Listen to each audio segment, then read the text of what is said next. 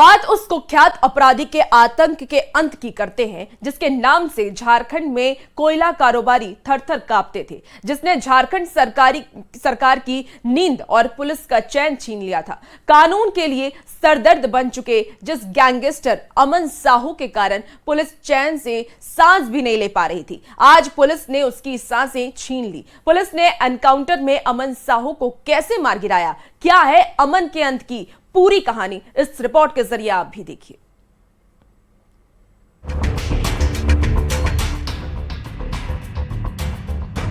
Gangster अमन साहू झारखंड में कोयला कारोबारियों के लिए आतंक का पर्याय बन चुका। ये नाम अब हमेशा हमेशा के लिए खामोश हो गया है।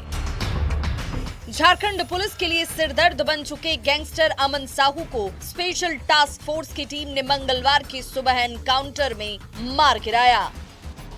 महज 17 साल की उम्र में जब आम बच्चे इंटर की परीक्षा पास करते हैं, तब अमन साहू ने अपराध की दुनिया में इंटर किया, जुर्म का रास्ता चुना, फिर पीछे पलटकर कभी नहीं देखा। हत्या, रंगदारी, लूटपाट और वसूली जैसी बड़ी वारदात को अंजाम देकर अमन अंडरवर्ल्ड का बड़ा डॉन बनता चला गया। पर कानून से लुका छिपी का ये खेल आखिर कब तक चलता? भागने की फिराक में अमन ने पुलिस से हथियार छीना और पुलिस ने अमन का प्राण। अमन साहू जो है वो मारा गया पुलिस का एनकाउंटर में, हमारा एक जवान भी उसमें घायल है। 11 मार्च की सुबह झारखंड पुलिस की स्पेशल टास्क फोर्स की टीम गैंगस्टर अमन साहू को पड़ोसी राज्य छत्तीसगढ़ की रायपुर जेल से लेकर रांची आ रही थी। एक बोलेरो और 2 स्कॉर्पियो का एक काफिला जैसे ही झारखंड की सीमा में दाखिल होने के बाद पलामू जिले में पहुंचा, चैनपुर में रामगढ़ थाना क्षेत्र के अंधेरी टोला में काफिले पर हमला हुआ। पुलिस का कहना है कि अमन साहू के साथियों ने ही गैंगस्टर को छुड़ाने के लिए बम से हमला किया। हमले में पुलिस की गाड़ी क्षतिग्रस्त हो गई। अमन ने एक पुलिसकर्मी की राइफल छीन ली। भागने के दौरान वो गोलियां बरसाने लगा और तभी पुलिस ने पलटवार किया और एनकाउंटर में अमन को मार गिराया। उसको पूछताछ के लिए नहीं रहा जा रहा था, वो रायपुर जेल के में रायपुर के मामले में उसको जयपुर भेजा गया था।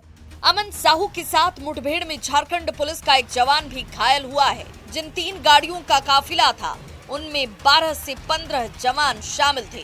घायल जवान भी उसी में से एक है जिस पर अमन ने हमला किया। इससे पहले कि अमन साहू इंसास राइफल से और तबाही मचाता, उससे पहले ही एनकाउंटर स्पेशलिस्ट प्रमोद कुमार सिंह उर्फ पीके ने मोर्चा संभाला और अमन का खात्मा कर दिया। ये साजिश के तहत इसकी हत्या की गई है। ये आप क्या चाहते हैं? आप ये जो इसकी पतले दुबले शरीर और मासूम चेहरे वाले अमन साहू पर लगभग 100 से ज्यादा मामले दर्ज थे। अमन अपराध की दुनिया में कई बड़े नेटवर्क से हाथ मिला चुका था। इसकी हनक ऐसी कि पिछले कई सालों से जेल की 4 दीवारी में रहकर आपराधिक गैंग ये चला रहा था। पुलिस ने इसे निस्तनाबूद कर दिया है। अब नजर अमन के नेटवर्क में शामिल शूटर्स और गुर्गों को खत्म करने का है।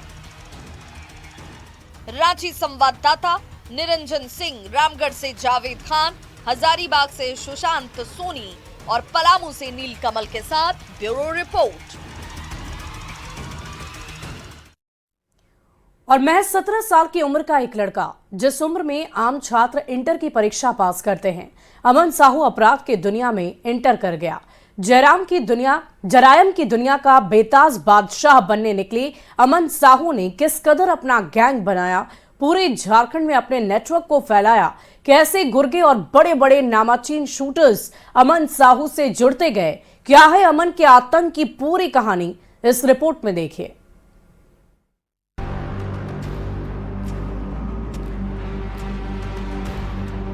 पलामू में झारखंड पुलिस की गोली से मारा गया गैंगस्टर अमन साहू कानून के रखवालों के लिए मुसीबत बन चुका था। अमन साहू कितना खतरनाक था, कुख्यात की कहानी भी जान लीजिए।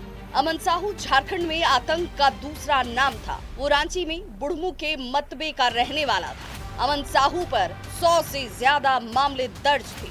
हार्डकोर नक्सली रहे अमन साहू ने 2013 में अपना गैंग बनाया था। झारखंड के 10 से ज्यादा जिले में अमन साहू का नेटवर्क फैला हुआ था।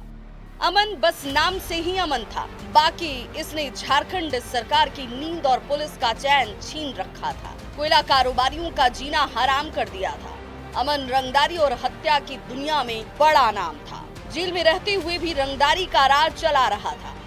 साल 2019 में पहली बार अमन साहू गिरफ्तार हुआ और इसी साल 29 सितंबर को जेल से फरार हो गया। 3 साल बाद जुलाई 2022 में पुलिस ने अमन को दोबारा धर दबोचा। जरायम की दुनिया का बेताज बादशाह बनने निकला अमन छत्तीसगढ़ जेल में कैसे पहुंचा, ये कहानी भी दिलचस्प है। अमन साहू ने रायपुर के एक बड़े बिल्डर को जान से मारने की धमकी दी थी। उससे पहले रायपुर के एक बिल्डर पर भी फायरिंग की गई थी। तेलीबांधा में कंस्ट्रक्शन कंपनी के मालिक पर फायरिंग मामले में छत्तीसगढ़ पुलिस तलाश रही थी इसे। इन सभी मामलों में अमन साहू और उसके गैंग का नाम आया था। जुलाई 2022 में जब पुलिस ने अमन को गिरिडीह से गिरफ्तार किया तो 30 से ज्यादा जवान अमन को गिरिडीह से रायपुर लेकर गए। जुर्म की दुनिया में दस्तक देने से पहले अमन साहू एक आम छात्र हुआ करता था। अमन साहू ने 12वीं तक की पढ़ाई की थी। 12वीं के बाद डिप्लोमा की डिग्री भी ली थी। डिप्लोमा के बाद अमन ने मोबाइल की दुकान खोली। उसके बाद कई अपराधियों के साथ अमन का उठना बैठना शुरू हो गया और यहीं से धीरे धीरे अमन साहू ने अपराध की दुनिया में कदम रखा। आगे चलकर रंगदारी, धमकी और हत्या के लिए कुख्यात हो गया। रांची संवाददाता निरंजन सिंह, रामगढ़ से जावेद खान, हजारीबाग से सुशांत सोनी और पलामू से नीलकमल के साथ ब्यूरो रिपोर्ट, न्यूज़ 18।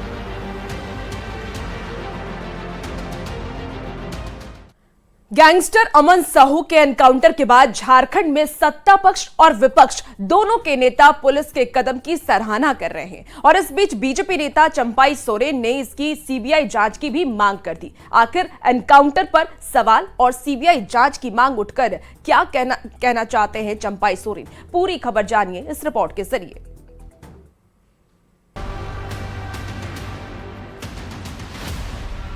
हो सके है उनसे बहुत कुछ बात निकल सकता था। आप क्यों लेके आ रहा है? कुछ जानने के लिए न निकल रहा है। आखिर क्या राज बताना चाहता था अमन साहू? चंपाई सोरेन के बयान के बाद झारखंड की राजनीति गर्म है।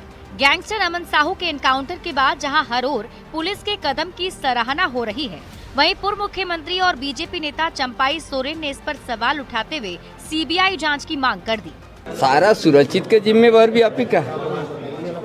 अरे इनकाउंटर कहाँ से बात आ गई है? तो इनकाउंटर क्या है? तो कोई राज साबित होत का खुलने वाली थी और इसीलिए इस तरह का भी हो सकता है।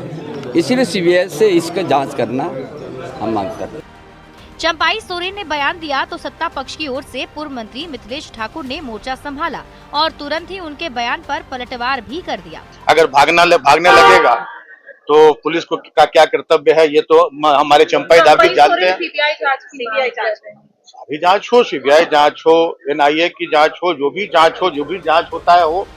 भले ही चंपाई सोरेन के बयान से सियासत गर्माती दिख रही है, लेकिन गैंगस्टर अमन साहू के एनकाउंटर के बाद सत्ता पक्ष से लेकर विपक्ष तक के नेता सराहना कर रहे हैं।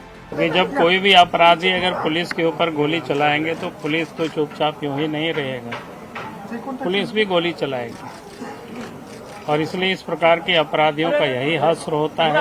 देखिए, अपराधी जो होते हैं वो उसका कोई समाज और जात नहीं होता है और प्रशासन पूरा मुस्तैद है। कहीं भी कोई इस तरह की घटना करेगा तो वैसे लोगों को अगर खात्मा कर रही है हेमंत सरकार तो ये बहुत बड़ी बात है। आज तक तो योगी किया था, अब ये लोग भी शुरू कर दिया। मैं सरकार को बहुत बहुत धन्यवाद देता हूँ, बधाई देता हूँ। और ये मर्दों वाली बात हुई, हेमंत की हिम्मत वाली बात हुई और इसी स्टाइल में हेमंत सोरेन रहे, झारखंड से ये उग्रवाद आतंकवाद सब दूर होंगे। एक बात बिल्कुल स्पष्ट है कि रूल ऑफ लॉ प्रिवेल करेगा। झारखंड की धरती पर कानून तोड़ने वालों के विरुद्ध सरकार विधिसम्मत कार्रवाई करेगी और अपने नागरिकों की सुरक्षा के लिए सरकार कटिबद्ध है। क्राइम कंट्रोल के लिए झारखंड पुलिस भी यूपी के योगी मॉडल की राह पर चलती दिख रही है। साफ है, जब तक कानून का खौफ अपराधियों में नहीं होगा तब तक अपराध नहीं रुकेगा। विकास के लिए पहली शर्त होती है शांति और इस एनकाउंटर के बाद अपराधियों में जो हड़कंप है और पुलिस का मोरल हाई है, उसका असर आने वाले दिनों में और जबरदस्त दिख सकता है। न्यूज़ 18 के लिए रांची से संजय कुमार सिन्हा के साथ ब्यूरो रिपोर्ट।